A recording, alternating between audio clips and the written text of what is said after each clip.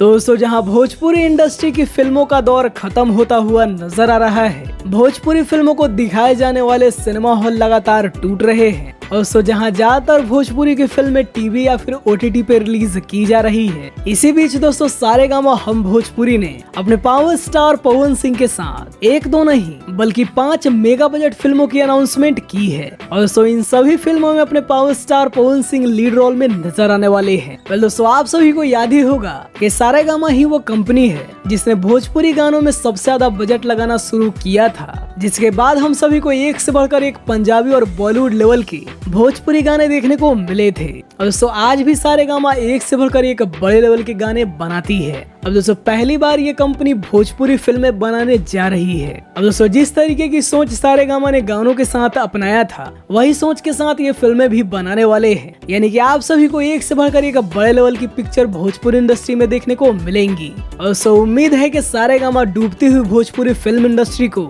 एक बार फिर से एक अच्छे मुकाम पे ले जाने की कोशिश करेगी।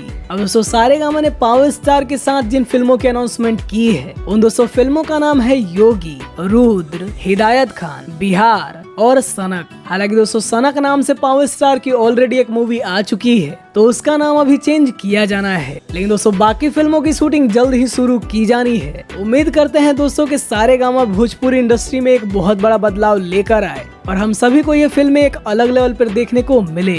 तो दोस्तों आप सभी को ये वीडियो कैसा लगा हमें कमेंट में जरूर बताइए और अपने पावर स्टार पवन सिंह से जुड़ी हर एक अपडेट के लिए हमारे चैनल को भी सब्सक्राइब करिए।